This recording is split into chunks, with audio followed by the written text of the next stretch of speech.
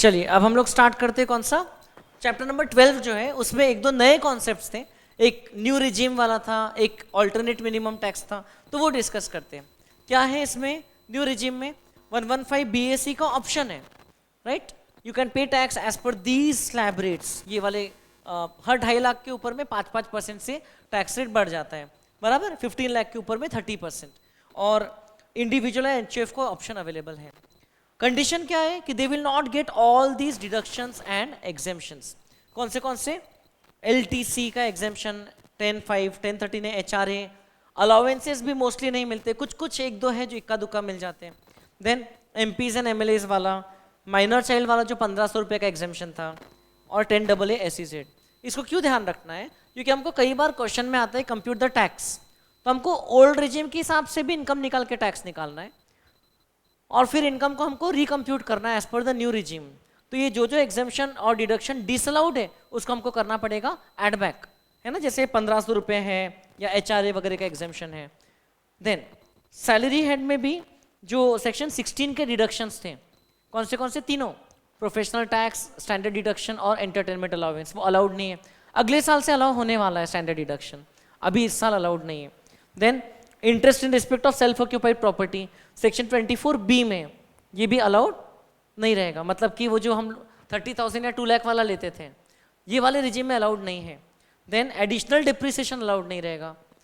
Contribution under section 35, section 35AD specified business वाला deduction, and family pension में जो हमको 1/3 या तो 15,000 विच एवर इज लेस उतना डिडक्शन मिलता है, वो भी अलाउड नहीं है। ये सब चैप्टर 6A के डिडक्शंस भी नहीं मिलते generally, except for 80 CCD2 employer contribution to NPS and 80 JJAA for additional employees, है ना, ये मिलता है।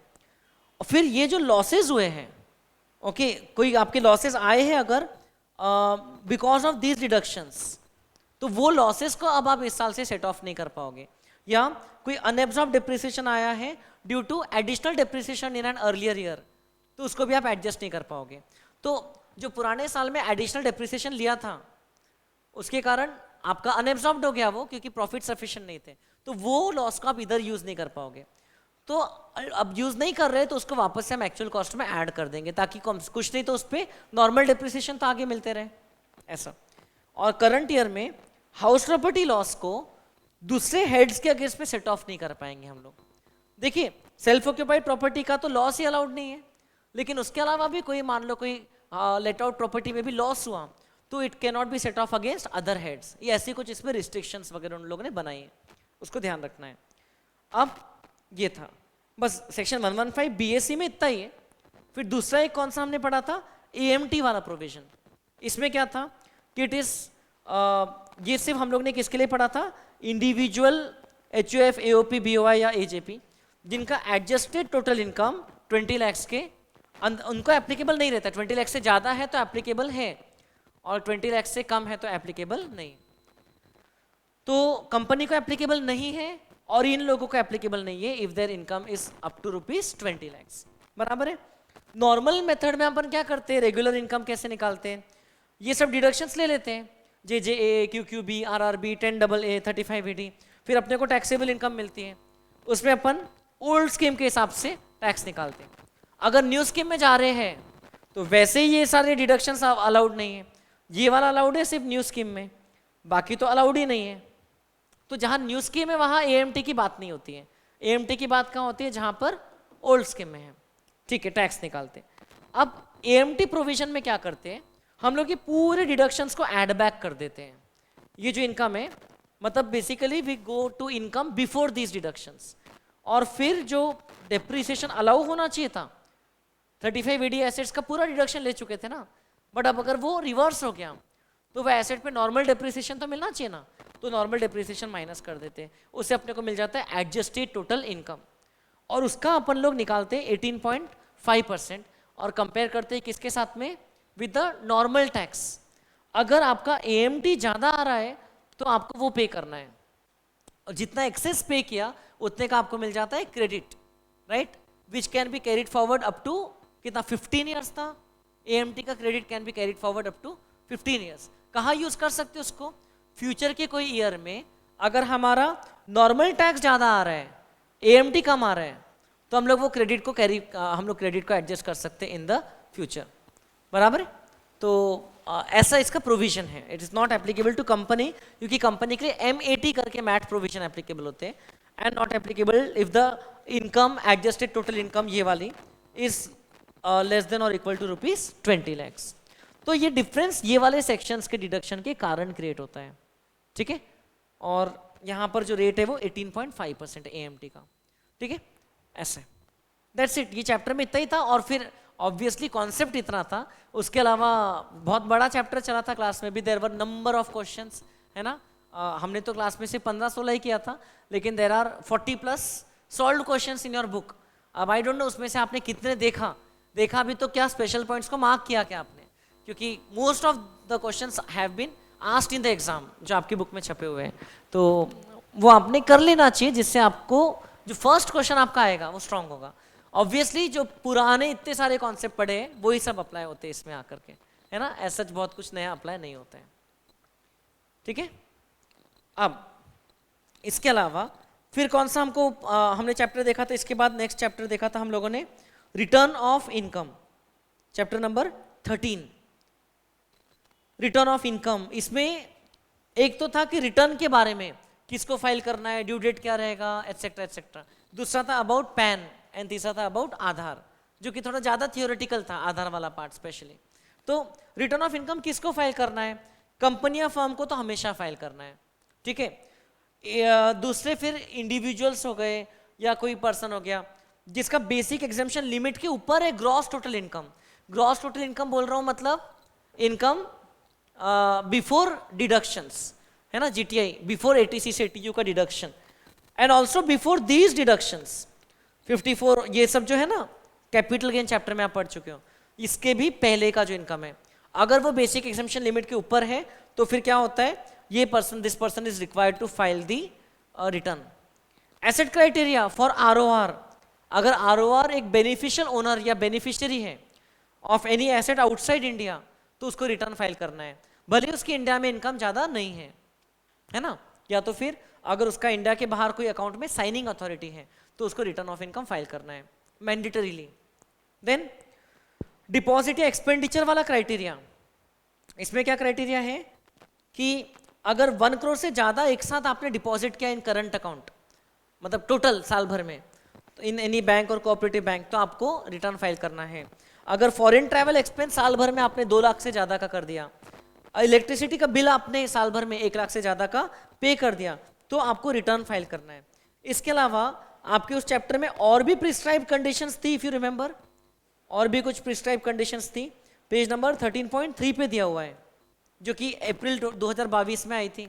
क्या कंडीशन से आप देख सकते हो, है ना, जो बिजनेस कैरी ऑन कर रहा है, अगर वो क्या लिखा है, इस टर्नओवर और ग्रॉस रिसीट्स एक्सीड 60 लाख, भले ही वो बोलता है कि मेरी इनकम तो 2.5 लाख से कम हो गई, लेकिन turnover is exceeding 60 lakh. Profession में कितना बोला है, 10 लाख सिर्फ, तो उसको रिटर्न फाइल करना है। देन सीनियर सिटीजन जिनका TDS एंड TCS 50,000 के ऊपर जा रहा है, ओके, या और कोई पर्सन जिनका TDS एंड TCS 25,000 के ऊपर जा रहा है, उनका जो डिडक्ट हुआ है वो, समझ रहे क्या, या पर्सन जिसका सेविंग अकाउंट है और डिपॉजिट उसने 50 लाख से ज़्यादा का किया है। करंट अकाउंट में कितना बोला था पीछे, 1 करोड़, सेविंग अकाउंट के कितना बोला है, 50 लाख। ये लिमिट्स अगर एक्सीड होती हैं तो these persons are mandatorily required to file their return of income. बराबर है क्या, ये आपको ध्यान में रखना है। ये क्योंकि अमेंडमेंट पे बेस्ड है, पहली बार ये कब लागू हुआ, पहली बार ये नवंबर 22 के एग्जाम में लागू हुआ, 2 मई 23 में लागू होने वाला है, तो ये बहुत रिसेंट है, इस पर बिल्कुल पूछ सकते हैं, वेरी मच चांस कि इस पर आपको पूछ सकते हैं, आपको ध्यान रखना है। बताइए, रिवाइज करेंगे क्या है, फटाफट बताइए। बिजनेस है तो टर्नओवर 60 लाख, प्रोफेशन है तो 10 लाख, सेविंग अकाउंट में डिपॉजिट 50 लाख से ज़्यादा किया, अगर सीनियर सिटीजन ने TDS TCS 50,000 से ज़्यादा कटा तो, है ना, और या कलेक्ट हुआ तो, और अदर देन सीनियर 25,000, इतना ही था और कुछ था, हो गया। और ये जो 3-4 है ये तो पहले से ही थे, बराबर है। Foreign travel expense 2 lakh, deposit in current account 1 crore, electricity expense 1 lakh, इसको एक्सीड करता है तो रिटर्न फाइल करना है। रिटर्न फाइलिंग की due date normally 31 of July होती है, लेकिन अगर ऑडिट एप्लीकेबल है या अगर कंपनी एसएसी है तो उनके लिए क्या हो जाती है 31 ऑफ अक्टूबर। या अगर एक पार्टनर है ऐसे फर्म का जिसको टैक्स ऑडिट एप्लीकेबल है, फर्म को अगर टैक्स ऑडिट एप्लीकेबल है तो उस फर्म का जो पार्टनर है उसके लिए भी रिटर्न फाइलिंग की ड्यू डेट क्या हो जाती है 31 of October, whether working partner और नॉट। ये वर्ड जो है वो बाद में कट चुका है, बराबर। और अगर ट्रांसफर प्राइसिंग ऑडिट एप्लीकेबल है तो एक और महीना ऐड हो जाता है रिटर्न फाइलिंग की ड्यू डेट में, 30 ऑफ नवंबर हो जाता है असेसमेंट ईयर में। ये तो हो गया रेगुलर ड्यू डेट, सेक्शन 139(1) कहते हैं हम लोग, return should be filed as per the due date under section 139(1), नहीं तो इंटरेस्ट लग जाता है under section 234A at the rate of 1% per month और पार्ट देयर ऑफ। किस अमाउंट पे लगता है ये इंटरेस्ट, किस अमाउंट पे लगता है, जितना आपका टैक्स पेएबल है as on the date of due date of return, जितना आपका सेल्फ असेसमेंट के हिसाब से टैक्स पेएबल है उस पे लगता है, बराबर। Then loss return carry forward करने के लिए हम लोग फाइल करते हैं, इसका भी ड्यू डेट सेम है। अगर वो ड्यू डेट तक फाइल नहीं किया तो हाउस प्रॉपर्टी और अनएब्सॉर्ब डिप्रिसिएशन लॉस को छोड़ के बाकी लॉसेस को कैरी फॉरवर्ड नहीं कर सकते, हाँ सेट ऑफ जरूर कर सकते हैं, ठीक है। पहले मैं यही सेंटेंस 2 मिनट में बोलता था, अब यही 20 सेकंड में बोल रहा हूँ आपके लिए। Then belated return which is return file after due date, इसके लिए मैक्सिमम कितना टाइम अवेलेबल रहता है 31 ऑफ दिसंबर, और completion of assessment whichever is earlier, मतलब कि हार्डली कुछ महीने रहते हैं, है ना। आपका अक्टूबर के बाद में तो सिर्फ 2 महीने रहते हैं, और जिनका जुलाई का ड्यू डेट है उनको कुछ 5 महीने मिल जाते हैं 31 ऑफ दिसंबर तक के। बिलेटेड रिटर्न इज अलाउड, बराबर। नाउ रिवाइज रिटर्न, अगर आपने कुछ एरर या ओमिशन कमिट कर दिया है, आपको रिवाइज करना है, you can revise up to the similar due date 31 of December और completion of assessment whichever is earlier. Now which returns can be revised, तो जो आपका ओरिजिनल रिटर्न है ड्यू डेट के अंदर फाइल किया था, it can be revised. Even belated return can be revised, even loss return can be revised, even revised return can be revised, समझ रहे। But what can not be revised is return which is filed in response to a notice under section 142(1). ये notice कब issue करते हैं, जब due date हो गई और हमने रिटर्न फाइल नहीं किया है, तो असेसिंग ऑफिसर हमको नोटिस इशू कर सकते हैं कि आप रिटर्न फाइल करो इतने दिन के अंदर। वो रिटर्न को हम लोग रिवाइज नहीं कर सकते हैं, उसको एक ही बार once and for all final file करना है, समझ रहे क्या। तो ये आपको डेट्स दी हुई है कुछ, इसके ऊपर भी बेस्ड क्वेश्चंस पूछते हैं। देन इस केस में हम लोग ने और क्या देखा था, लेट फी लगता है बिलेटेड रिटर्न में, वेरी वेरी इंपॉर्टेंट। अगर 5 लाख से ज्यादा का है टोटल इनकम तो 5000, 5 लाख तक के है तो 1000। ये 31 दिसंबर ही लास्ट डेट रहेगा, है ना, जब तक कि हम लोग रिवाइज कर सकते हैं। तो इसलिए 5 लाख से ज्यादा है तो 5000, 5 लाख से कम टोटल इनकम है तो 1000। Late fee is a mandatory fee which has to be paid, right. इसके अलावा फिर रिटर्न के प्रोविजंस में और एक था कि who has the authority to verify the return. बड़ा इजी है और स्कोरिंग है, अगर इनकेस आपको पूछ लेते हैं तो उसमें आपको लिस्ट दी है सीधा सीधा कि कौन कौन रिटर्न वेरीफाई कर सकता है। दिखा है क्या यहाँ पर कि नॉर्मली इंडिविजुअल कर सकता है, अगर वो एब्सेंट है तो वो खुद या ऑथराइज्ड पर्सन, मेंटली इनकैपेसिटेड है तो उसका गार्डियन या अदर कॉम्पिटेंट पर्सन, अगर वो नहीं कर पा रहा है तो जो ऑथराइज्ड पर्सन है। देन एचयूएफ के केस में करता अगर अवेलेबल नहीं है तो any other adult member of the HUF. Company के केस में मैनेजिंग डायरेक्टर, और अगर मैनेजिंग डायरेक्टर ही नहीं है या वो नहीं कर सकता है तो एनी अदर डायरेक्टर, ओके। और any person as may be prescribed, any person as may be prescribed for this purpose, okay. जैसे कंपनी अपने कंपनी सेक्रेटरी को भी ऑथराइज कर सकती है, ठीक है, ऐसा यहाँ पर लिखा हुआ है। Any person means the person appointed by the adjudicating authority, sorry company appoint नहीं कर सकती है, ये जो एडजुडिकेटिंग अथॉरिटी है, ओके। कंपनी का जब ये हो रहा है, क्या हो रहा है, कंपनी का इंसॉल्वेंसी वाला केस चल रहा है, तो उस केस में they can assign a person who will be in charge of filing the of signing the return. तो ऐसा दिया हुआ है। लिक्विडेशन चल रहा है तो liquidator and so on. Firm के केस में managing partner, if is not available then any other partner. LLP के केस में designated partner, if is not available then any other partner, ठीक है, और द डेजिग्नेटेड पर्सन जो नीचे लिखा हुआ है ना, और the prescribe person. Local authority में प्रिंसिपल ऑफिसर, पॉलिटिकल पार्टी में चीफ एग्जीक्यूटिव ऑफिसर और the main officer by what ever name called, और कोई एसोसिएशन है तो मेंबर, और कोई पर्सन है तो कॉम्पिटेंट पर्सन। इस पे आपको कभी कभार डायरेक्ट क्वेश्चन आ जाता है। Then there was another concept of defective return. Defective return कब हो जाता है? डिफेक्टिव रिटर्न जब वो उसमें कुछ पर्टिकुलर मिसिंग है ना, जब कुछ इनकंसिस्टेंसी है तो आपको एक नोटिस आ जाती है कि रिटर्न डिफेक्टिव है, 15 दिन के अंदर रेक्टिफाई करो। कर लिया तो ओरिजिनल रिटर्न की जगह पे आ जाता है, नहीं किया तो आपका ओरिजिनल रिटर्न एज इफ कभी फाइल ही नहीं किया था ऐसा उसका ट्रीटमेंट हो जाता है। And then this year a new concept has been introduced called as updated return, ITRU उसका फॉर्म नंबर है। अपडेटेड रिटर्न मैंने अमेंडमेंट वीडियो में दोबारा उसमें पढ़ाया हुआ है और क्लास में भी आपको डिटेल में बताया था। अपडेटेड रिटर्न में क्या खास बातें हैं? अपडेटेड रिटर्न में क्या देखते हैं हम लोग कि जैसे इस साल 31 मार्च 23 तक के फाइनेंशियल ईयर 1920 का रिटर्न, मतलब प्रीवियस ईयर 1920 जिसका असेसमेंट ईयर क्या है 2021, उसके भी 2 साल बाद तक हम लोग अपडेटेड रिटर्न फाइल कर सकते हैं, जिसमें हम लोग हमारी टैक्स लायबिलिटी बढ़ा के एक्सेप्ट करेंगे। अगर हम लोग अपडेटेड रिटर्न को बिलेटेड रिटर्न की डेट के बाद में फाइल कर रहे हैं लेकिन असेसमेंट ईयर के 1 साल खत्म होने तक के फाइल कर रहे हैं तो हमको कितना पेनल्टी भरना पड़ता है? हमको पेनल्टी नहीं, उसका वर्ड क्या यूज किया उन्होंने? उसका वर्ड यूज किया है उन लोगों ने एडिशनल टैक्स, है ना, 25%। और अगर 1 साल खत्म होने के बाद, असेसमेंट ईयर के बाद भी 1 साल खत्म हो गया, फिर लास्ट सेकेंड ईयर में फाइल कर रहे हैं तो 50%, है ना, ये मैंडेटरी है, इतना अपने को पे करना पड़ता है टैक्स। ओके, ये किस पे कैलकुलेट होता है वो लिखा हुआ है, 25% एडिशनल इनकम टैक्स पे करना होता है। और हाँ, इंटरेस्ट वगैरह जो लगता है वो तो पे करना ही है। तो ऐसे केस में आपको पेनल्टी नहीं लगाई जाती है। तो ये सब हम लोग ने डिस्कस किया था, है ना, ये हम लोग ने डिस्कस किया था कि असेसमेंट ईयर 23-24 का जो रिटर्न रहेगा वो कब तक के फाइल कर सकते हैं अपन लोग? वैसे तो 31 दिसंबर 2023 तक, लेकिन अपडेटेड रिटर्न कब तक के कर सकते हैं? 1 जनवरी 24 से लेकर के 31 मार्च 25 के बीच में क्या, तो 25% एडिशनल टैक्स, और 2025-26 में भी कर सकते हैं तो उस केस में कितना, 50% एडिशनल टैक्स अपने को पे करना पड़ेगा।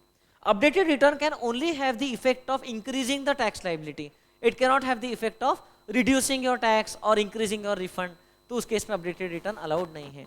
इट इज लाइक कि आपने कुछ गलती किया था, अब आप उसको एक्सेप्ट कर रहे हो और उस पर एडिशनल एक टैक्स पे कर रहे हो। That is the concept of updated return. Okay, अब एकदम ही नया है, इसी फाइनेंस एक्ट में इंसर्ट हुआ है, इस साल मई एग्जाम से फर्स्ट टाइम लागू हो रहा है, तो वेरी गुड चांसेस कि इस पे कुछ थियरी क्वेश्चन बनाकर पूछ ले, केस स्टडी बना ले कि सो एंड सो पर्सन ने गलती किया है, वो इनकम दिखाना चाहता है, तो अब क्या कॉन्सिक्वेंसेज हैं। तो you will not find too many ICAI questions based on this.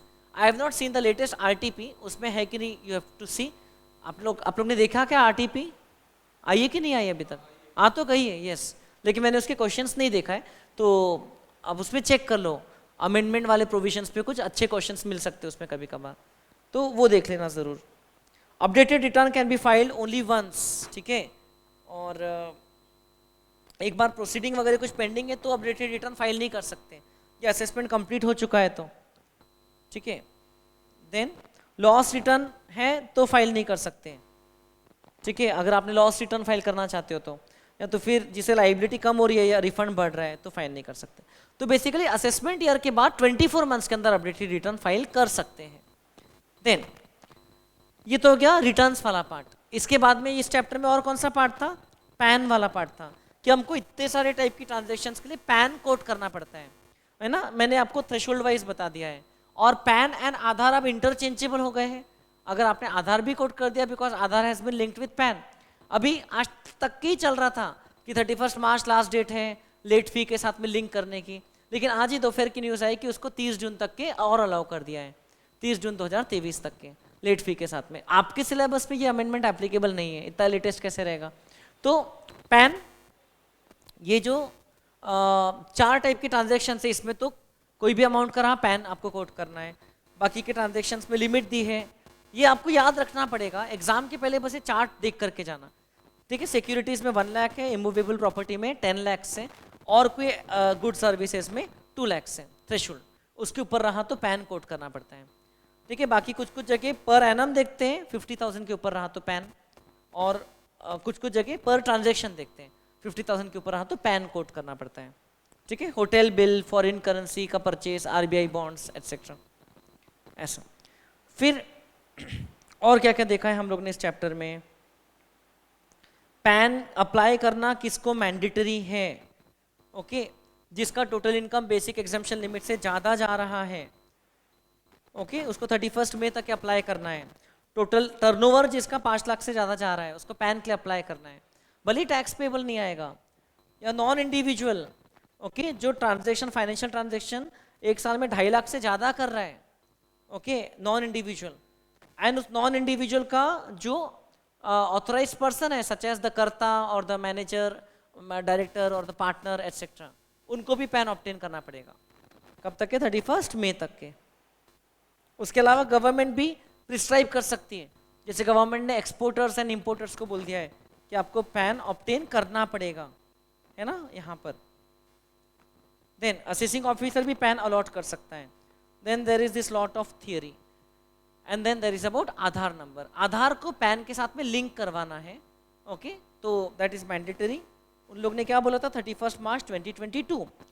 उसके बाद में भी कर सकते, तब तक नहीं किया तो, बट इन दैट केस क्या एप्लीकेबल हो रहा है? एक फी एप्लीकेबल हो रहा है ना। ये देखिए कहाँ लिखा हुआ, ये अगर 30 जून तक कर लिया रहता तो 500 रुपये, और उसके बाद में 1000 रुपये, जो आज भी करने जाएंगे तो 1000 रुपये एप्लीकेबल रहेगा। Late fee under section 234H in respect of Aadhaar linking with PAN. ठीक है, ये दिया है अपने को। और अगर आधार लिंकिंग नहीं हुआ पैन से तो फिर क्या होगा? 31 मार्च 2023 के बाद में क्या हो जाएगा? वो लोग एक डेट नोटिफाई करेंगे। अभी तक की डेट थी 31 मार्च 23, आज ही उसको फर्दर 3 महीने के लिए उन लोग ने एक्सटेंड कर दिया, 30 जून 23 हो गया है। तो अगर वो डेट तक के अगर लिंक नहीं किया तो क्या हो जाएगा? पैन इनऑपरेटिव हो जाएगा, तो बैंक से लोन नहीं मिलेगी, फिर इनकम टैक्स का कुछ रिफंड वगैरह वो अटक जाएगा। फिर बहुत सारी जगह अगर आपको पैन रिक्वायर्ड है और आपके पास पैन इनऑपरेटिव हो गया है तो आपको पेनल्टीज लग जाएगी। तो it's very important to link your Aadhaar with PAN if you are liable. कुछ लोग हैं जो कि लायबल नहीं है। कौन कौन? जो ये वाले स्टेट्स में रहते हैं, ओके, देन जो नॉन रेसिडेंट्स हैं, या वेरी सीनियर सिटीजन है, या नॉन सिटीजन्स हैं, इन लोगों को पैन आधार का लिंकेज मैंडेटरी नहीं है, बाकी सबको मैंडेटरी है। ठीक है, देन सेल्फ असेसमेंट का एक पॉइंट यहाँ पर लिखा है। क्या लिखा हुआ है कि पर्सन को सेल्फ असेसमेंट करना है, मतलब कि खुद ईयर एंड होने के बाद में अपनी इनकम कैलकुलेट करना है। उस पर टैक्स पेबल अगर आ रहा है आफ्टर एडजस्टिंग टोटल टैक्स में से after adjusting TDS and advance tax, तो फिर उसको remaining amount self assessment tax के रूप में देना है। ठीक है, and it will be adjusted in the manner as follows. FIT पहले फीस में से एडजस्ट होगा जो पे किया, फिर इंटरेस्ट में से होगा, फिर टैक्स में से होगा। FIT इस सीक्वेंस में एडजस्ट होगा।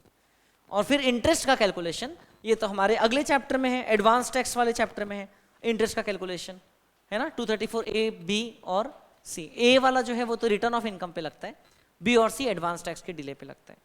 तो वो भी हम लोग अभी देख लेते हैं।